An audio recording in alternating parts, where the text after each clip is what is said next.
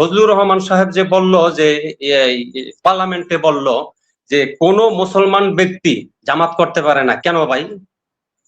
আমি কোন দল করি না, আমি যদি চুজ করে এখন জামাতকে নেই, কেননা আমি আওয়ামী লীগকে দেখেছি, বিএনপিকে দেখেছি, এরশাদের শাসনও দেখেছি, তখন ততটা একটা বুঝি না, তখন 8-9 বছরের ছিলাম।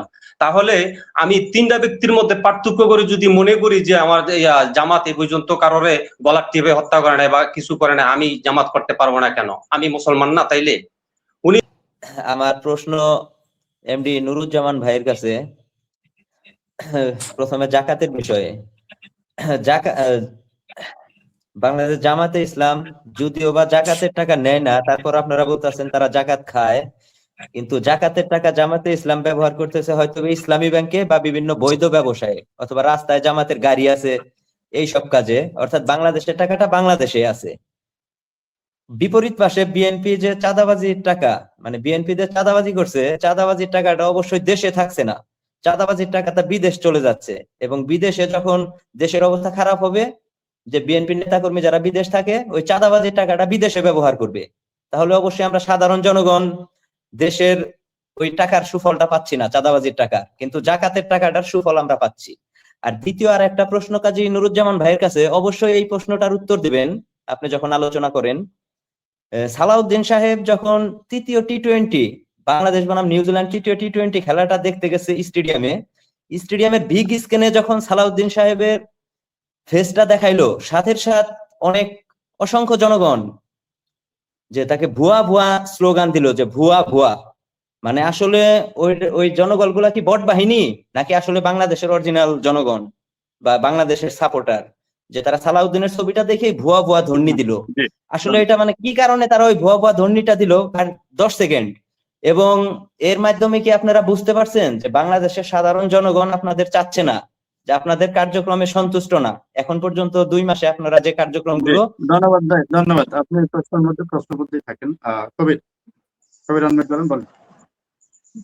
আসসালামু আলাইকুম, ধন্যবাদ মনি ভাই আমাকে যুক্ত করার জন্য, এবং এখানে অতিথিবৃন্দ সবাইকে সালাম এবং শুভেচ্ছা। আমি একটা প্রশ্ন রাখতে চাই নুরুজ্জামান ভাইয়ের কাছে, যে আজকে যে কথাটা নিয়ে কথা হচ্ছে যে জাকাতের টাকার চেয়ে চাঁদাবাজির টাকা উত্তম।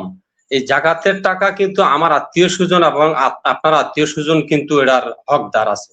আজকে যদি আপনার কাছে প্রশ্ন, আজকে যদি আপনারা বিএনপি দলের ক্ষমতায় যদি না থাকতেন, এই যে আজকে নীলুফার রহমান যেই কথাটা বলছে, সাধারণ মানুষ কিন্তু ঝাড়ু মিছিল নিয়ে কিন্তু বাইরে হইতো, এই কথাটা কি সত্য কিনা? আরেকটা কথা শুধু বলবো, যে ফজলুর রহমান সাহেব যে বলল যে পার্লামেন্টে বলল যে কোন মুসলমান ব্যক্তি জামাত করতে পারে না, কেন ভাই?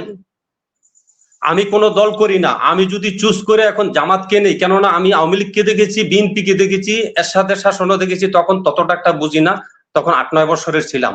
তাহলে আমি তিনটা ব্যক্তির মধ্যে পার্থক্য করে যদি মনে করি যে আমার জামাত এই পর্যন্ত কারোরে গলা টিপে হত্যা করে নাই বা কিছু করে নাই, আমি জামাত করতে পারবো না কেন? আমি মুসলমান না তাইলে? উনি এই ধরনের বক্তব্য দিয়ে ঘৃণিত হচ্ছেন, দিন দিন আপনাদের সমর্থন হারাচ্ছেন। আমি একটা সালাম ভাইকে একটা প্রশ্ন করবো, মাওলানা সালাম ভাই সাহেব, এই যে মাওলানা, আমরা ওনাকে জানি উনি মাওলানা, আমি দেখি নাই কোনোদিন টকশোতে এসে উনি আমি মাওলানা এটা বলতে হয় না। যে মাওলানা বা যে যোগ্য এটা বলতে হয় না, এটা মানুষ জানে। উনি প্রত্যেক সময় আসে আমি মুক্তিযোদ্ধা। আমি মনে করি উনি ভুয়া মুক্তিযুদ্ধ, উনি প্রতারণা, জাতির সাথে প্রতারণা খাচ্ছেন, 71কে বিক্রি করে জনগণের সাথে প্রতারণা খাচ্ছেন, উনি একটা ভুয়া মুক্তিযুদ্ধ। ধন্যবাদ সবাইকে, সালাম আলাইকুম। ধন্যবাদ। আচ্ছা, আরেকজন দর্শক আছেন, মুয়াজ্জেম হোসেন, বলেন, কোন প্রশ্ন থাকলে বলেন।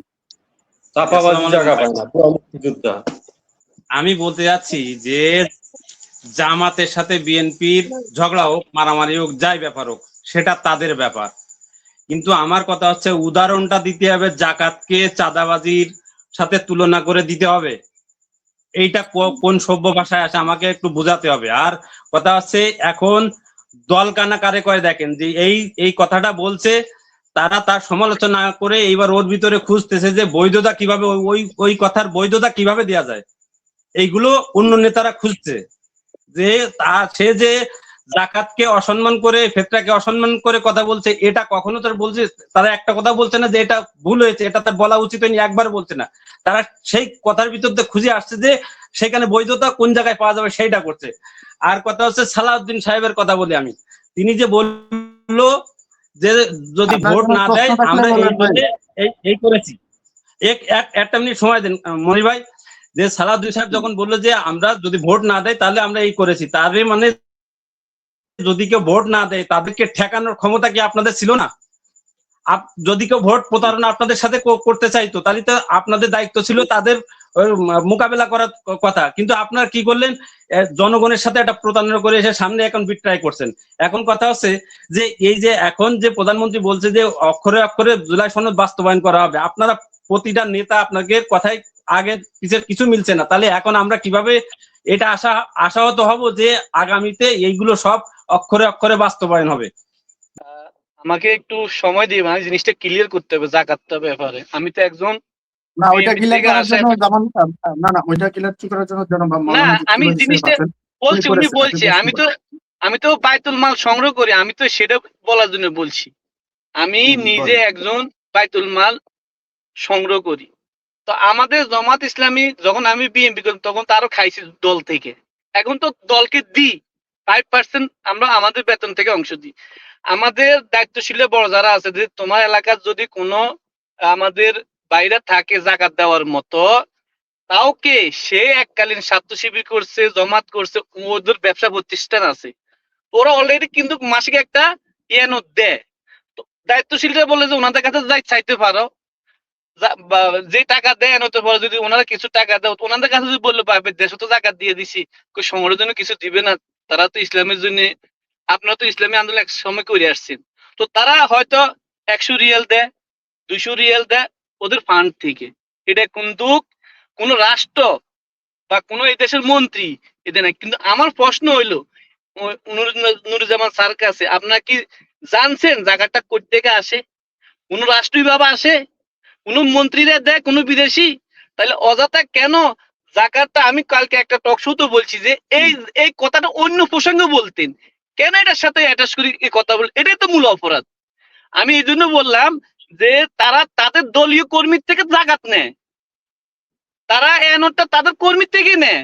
এমন তারা যে ফিতরা আসলে আমাদের প্রত্যেকটা কর্মী দেশে যদি তার ছেলে সন্তান থাকে সবগুলো জায়গা দেখা গেছে যে এখানে দিয়ে দেয়, এখানে দেওয়ার পর ওরা দেশে ফাটাইতে কাকে দেয়? গরিব, এতিম, মিসকিন তাদের জন্য দেয়। আর বিএনপি কি করতেছে? চাঁদা নিয়ে সংগঠন চালাইতেছে।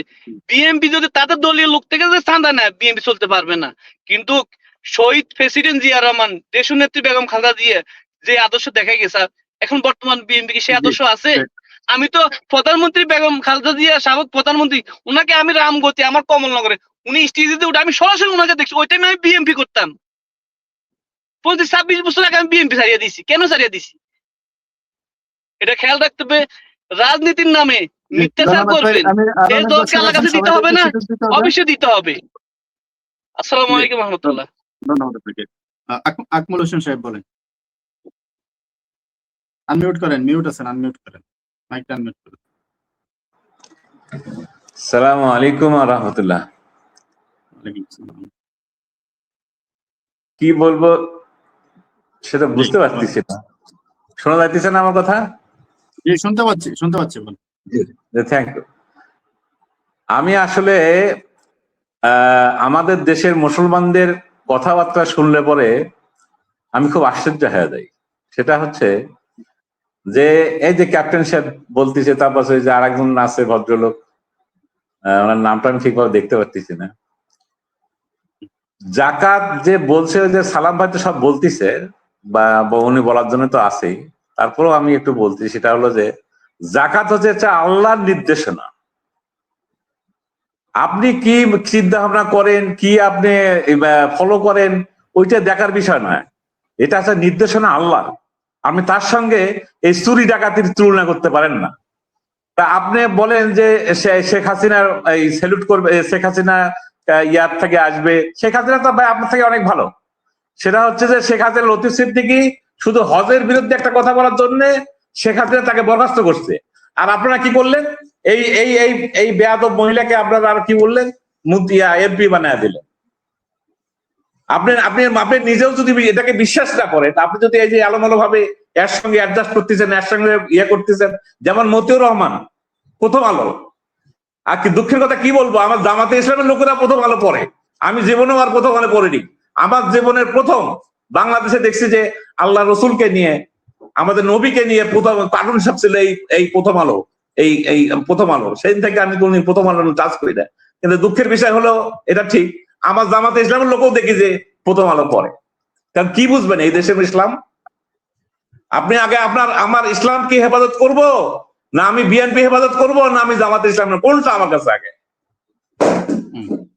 আপনাদের কাছে আমার এটাই প্রশ্ন, আপনারা কি কথা বলেন, এটা কি বলেন, এটা কি ধরনের কথা? আল্লাহ নির্দেশনাকে আপনি যাত্রার সঙ্গে তুলনা করবেন, এই চুরি যাত্রার সঙ্গে তুলনা করবেন, ছিনতাই করা, খুন করা, এই বিয়ে করা, এগুলোর সঙ্গে ধর্ষণ করা, এর সঙ্গে আপনি তুলনা করবেন? এটা করা সম্ভব? আমি গতকাল পরশুদিন আইনমন্ত্রীর কাছে শুনলাম যে 2 জন প্রাপ্তবয়স্ক ছেলে মেয়ে যদি উভয়ে যদি রাজি থাকে, তাহলে তারা একসঙ্গে থাকতে পারবে। এটা কি?